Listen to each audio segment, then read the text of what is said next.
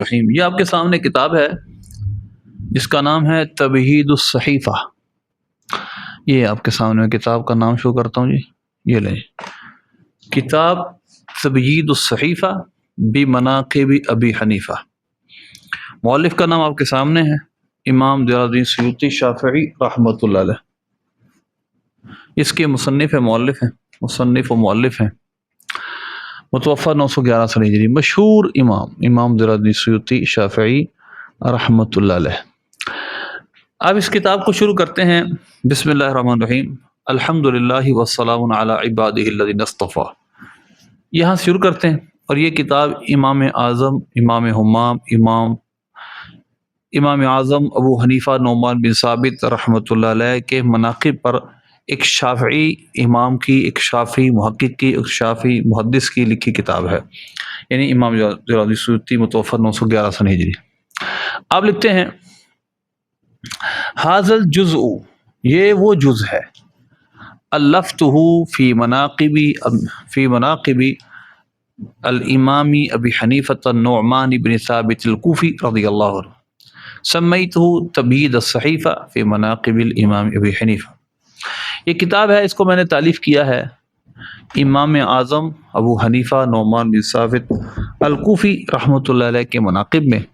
اور اس کا میں نے نام رکھا ہے تبہید الصحیفہ فی مناقب الامام ابی حنیفہ۔ اب پہلے باب میں وہ امام اعظم ابو حنیفہ رحمۃ اللہ علیہ کا نسب بیان کریں گے، آپ کے خاندان کے حوالے سے بات کریں گے۔ تو یہاں پر ایک بات سر میں کروں گا، اس کے بعد آگے چلتے ہیں۔ آپ 80 سن ہجری پیدا ہوئے، اور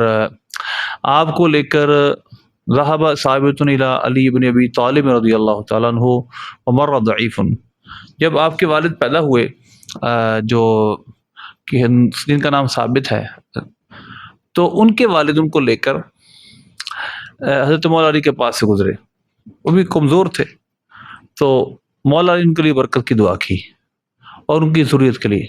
تو اب کہتے ہیں وہ نحن نرجو من اللہ یکون قد استجاب اللہ تعالی ذلک علی بن ابی طالب فینا، کہ امام اعظم فرماتے ہیں کہ مجھے اللہ سے امید ہے کہ ہمارے حق میں اللہ نے مولا علی کی وہ دعا قبول کی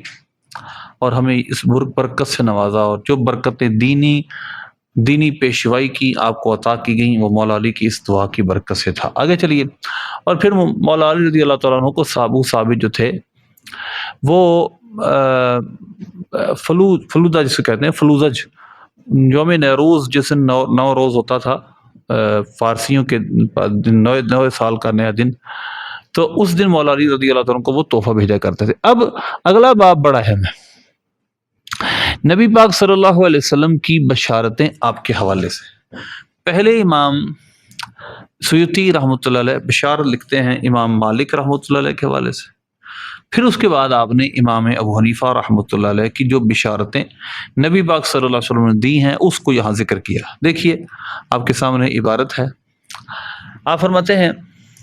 کہ نبی پاک صلی اللہ علیہ وسلم نے آپ کے حق میں بشارت دی، اقول قد بشر صلی اللہ علیہ وسلم امام ابی حنیفہ فی الحدیث الذی اخرجہ ابو نعیم فی الحلیہ۔ امام سیوطی کہتے ہیں کہ نبی پاک صلی اللہ علیہ وسلم نے بشارت دی ہے ابو حنیفہ رحمۃ اللہ علیہ کے حوالے سے وہ حدیث کے اندر جو کہ ابو نعیم نے حلیہ میں بیان کی ہے۔ نبی پاک صلی اللہ علیہ وسلم نے فرمایا لو کان العلم بسریہ لتناولہ رجال من ابناء فارس، اگر علم سریہ کہکشاں میں ہوتا تو ابناء فارس کے رہنے والے کچھ فرشن لوگ اس کو ضرور پا لیتے۔ تو یہ حدیث امام اعظم رحمۃ اللہ علیہ کی منقبت کے طور پر بیان کی گئی۔ اب اس کی کچھ سندیں اور کچھ مختلف الفاظ امام سیوطی لکھتے ہیں، لو کان العلم معلق بسریہ لتناولہ قوم من ابناء فارس۔ اسی طرح صحیح بخاری صحیح مسلم کی حدیث بھی لکھتے ہیں، لو کان الایمان عند سریہ لتناولہ رجال من فارس، اور مسلم شریف کے لفظ لکھتے ہیں لو کان الایمان عند سریہ لذهب به رجل من ابناء فارس حتى يتناولہ۔ یہ مختلف حدیثیں ہیں جس میں ایمان کا تذکرہ بھی ہے، علم کا تذکرہ بھی ہے، اور ایمان و علم بہت جگہ ایک دوسرے کے لازم بھی ہیں، کہ انسان کو علم یقینی حاصل ہو جائے تو ایمان حاصل ہو جاتا ہے، اسے وہ ایمان لے آتا ہے۔ تو یہ جو حدیثیں ہیں یہ مولا علی رضی اللہ تعالیٰ کے حضرت سیدنا امام ابو حنیفہ رحمۃ اللہ علیہ کی منقبت کے حوالے سے ہیں، اور ان کے ایک شافی بزرگ نے یہ مانا ہے کہ یہ بشارت نبی پاک صلی اللہ علیہ وسلم کی کہ بنائے فارس کے کچھ لوگ، فارس کے کچھ بیٹے اس علم کو یا اس ایمان کو ضرور پالے، اگرچہ وہ سریا پر کیوں نہ ہو۔ تو یہ منقبت امام اعظم حنیفہ رحمۃ اللہ علیہ کی ہے۔ بہرحال انہوں نے ایک ایسی شمع روشن کی علم فقہ کے حوالے سے کہ الفقہ عیال ابی حنیفہ، تمام فقہا اور فقہ امام اعظم حنیفہ رحمۃ اللہ علیہ کی عیال ہے۔ یہ بھی امام شافعی رحمۃ اللہ علیہ کا ہی قول ہے۔ امام ذہبی کی سیر اعلام النبلاء کے حوالے سے میں اس کو بیان کر چکا ہوں۔ آگے چلیے، اور ایک اور بحث جو امام لکھتے ہیں، من ادرکہ من الصحابہ، کہ امام اعظم حنیفہ رحمۃ اللہ نے جن صحابہ کی زیارت کی وہ صحابہ کون کون ہیں۔ دیکھیے، امام معاشر عبد الکریم بن عبد الصمد امام طبری مقری شافعی نے ایک جز لکھا ہے، ایک رسالہ لکھا ہے امام ابو حنیفہ رحمۃ اللہ علیہ کے حوالے سے کہ آپ نے کس کس صحابی کو دیکھا ہے۔ دیکھیے، ابو حنیفہ فرماتے ہیں میں نبی پاک صلی اللہ علیہ وسلم کے 7 اصحاب سے ملا ہوں: انس بن مالک، عبداللہ بن جز الزبیدی، جابر بن عبداللہ، معقل بن یسار، واصلہ بن اسقا، عائشہ بنت اجرد رضی اللہ عنہ اجمعین۔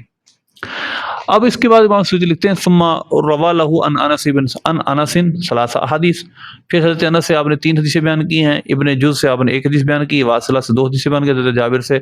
حضرت عبداللہ بن انس سے 1 حدیث، حضرت عائشہ بنت اجرد رضی اللہ عنہا رضی اللہ عنہ اجمعین سے 1 حدیث بیان کی ہے، اور عبداللہ بن ابی اوفا رضی اللہ تعالیٰ عنہ ان سے آپ نے 1 حدیث بیان کی ہے۔ یہ جو صحابی ہیں حضرت انس بن مالک، حضرت عبداللہ بن اوفا، یہ وہ کافی لمبی عمر کے صحابی تھے۔ ان کے لیے حضرت انس بن مالک کے لیے تو نبی پاک صلی اللہ علیہ وسلم نے برکت کی دعا بھی کی تھی۔ انہوں نے اپنے 100 سے زیادہ بچوں وغیرہ کو دیکھا تھا۔ اور احادیث جو آپ کے حوالے سے بیان کی جاتی ہیں، اس کے بعد امام سیوطی فرماتے ہیں احادیث التی اوردہا کلہا، جو آپ نے وارد کی وہ ساری کی ساری احادیث کلھا واردۃ من غیر ھذا الطریق، لیکن قال حمزۃ سہمی امام حمزہ سہمی کہتے ہیں میں نے دارقطنی سنا لم یلقى ابو حنیفہ احد من الصحابہ الا انه راى انسا بعینہ لم يسمع منه۔ امام دارقطنی کا یہ دعویٰ ہے کہ ابو حنیفہ رحمۃ اللہ علیہ نے کسی صحابی سے ملاقات نہیں کی، لم یلقى ابو حنیفہ احد من الصحابہ، مگر یہ کہ حضرت انس مالک کو اپنی آنکھ سے دیکھا، ان سے سنا نے۔ خطیب نے کہا لا يصح ابی حنیفہ سماع من انس، حضرت انس سے سماع حدیث حضرت ابو حنیفہ کا ثابت نہیں ہے۔ پھر اس کے بعد واقفت علی فتوی رفعت الشیخ، پھر امام سیوطی فرماتے ہیں ایک فتویٰ تھا جو کہ شیخ ولی الدین عراقی سے مجھے پہنچا کہ کیا ابو حنیفہ نے، امام اعظم رحمۃ اللہ علیہ نے اصحاب نبی سے، نبی پاک صلی اللہ علیہ وسلم کے کسی صحابی سے کوئی روایت نقل کی کہ نہیں کی؟ حل يعد من هو من التابعین ام لا، کہ آپ تابعین میں شمار ہوتے ہیں یا صحابہ میں؟ فاجاب ما نصہ، آپ نے یوں جواب دیا جو اس کی نص یہ ہے۔ ابو حنیفہ نے کوئی روایت کسی صحابی سے بیان نہیں کی۔ حضرت انس بن مالک کو آپ نے دیکھا ہے۔ ہمیں یکتفی تابعی بمجرد رویت صحابی یجعلہ تابعا ومن لا یکتفی بذلک لا یعد تابعا۔ پھر یہاں پر ایک بحث چھیڑ دی کہ بعض لوگ کہتے ہیں کہ تابع ہونے کے لیے صحابی سے روایت دینا بھی ضروری ہے، تو اگر اس سینس میں دیکھا جائے تو امام اعظم تابعی نہیں ہیں ان کے نزدیک، اور جو کہتے ہیں تابعی کے لیے شرط نہیں ہے کہ وہ صحابی سے روایت نقل کرے تو ان کے نزدیک آپ تابعی ہیں۔ لیکن بہرحال کچھ تعصبانہ چیزیں رہی ہیں امام اعظم حنیفہ رحمۃ اللہ علیہ کے حوالے سے، انشاءاللہ اس کو ڈسکس بھی کریں گے۔ لیکن یہاں پر ابن حجر عسقلانی رحمۃ اللہ علیہ کی طرف ایک منقوص سوال ہے جس کا جواب انہوں نے یوں دیا ہے: ادرک الامام ابو حنیفہ جماعت من الصحابہ، امام حنیفہ رحمۃ اللہ نے صحابہ کی ایک جماعت کو پایا ہے، لأنه ولد بمکہ سنۃ 8 من الہجرہ، اب یہاں یوم من الصحابہ کا مکہ شریف میں 80 سن ہجری میں پیدا ہوئے، اور اس وقت صحابہ بہت سارے مکہ موجود تھے۔ حضرت عبداللہ بن ابی اوفا، بعد میں اس کا انتقال ہوا بصرہ میں، حضرت انس بن مالک رضی اللہ تعالیٰ عنہ ان کا انتقال 30 سن ہجری اس کے بعد ہوا۔ اور ابن سعد نے ایک سند کے ساتھ بیان کیا ہے جو سند بالکل ٹھیک ہے، لا باس، ابھی اس میں کوئی برائی نہیں ہے، ان ابا حنیفہ رأى انسا، حضرت امام اعظم نے حضرت انس کو دیکھا ہے۔ اور آگے دیکھیے وَكَانَ غَيْرَ هَذَيْنِ فِي الصَّحَابَةِ بَعْدَهُ مِنَ الْبَلَاءِ أَحْيَانًا، اس کے علاوہ بہت سارے صحابہ، حضرت عبداللہ بن ابی اوفا، حضرت انس بن مالک رضی اللہ عنہما کے علاوہ بہت سارے صحابہ اس وقت باقاعد حیات تھے۔ وقد جمع بعضهم جزءا فيها ورد من الروایت بحنیفہ عن الصحابہ، بہت سارے لوگوں نے امام اعظم رحمۃ اللہ علیہ سے کچھ روایتیں بیان کی ہیں جو آپ نے صحابہ سے بیان کی، لیکن لا یخلو اسناد ہنا من ضعف، لیکن کوئی سند ضعف سے خالی نہیں۔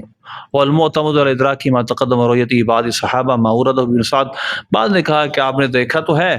لہذا اب طبقہ تابعین میں ابن سعد نے آپ کو شمار کیا، لیکن کسی روایت کا ثابت کرنا، روایت بیان کرنا، یہ انہوں نے نہیں لکھا، لیکن آپ کو تابع لکھا ہے کیونکہ آپ نے صحابہ کی زیادت کی ہے۔ ولم يسدارک احد من ائمۃ الاسمار معاصرین کالاوزاعی، امام شام، یہ بہت سارے لوگ ہیں جنہوں نے تابعیت کا شرف نہیں پایا، لیکن آپ نے امام ابو حنیفہ رحمۃ اللہ نے تابعی ہونے کا شرف پایا۔ اب امام سیوطی ایک اور بات لکھتے ہیں، یہ آخری بات تھی جو امام ابن حجر اسقلانی رحمۃ اللہ نے ذکر کی۔ حاصل کلام جو انہوں نے ذکر کیا، ان کے علاوہ جو ہے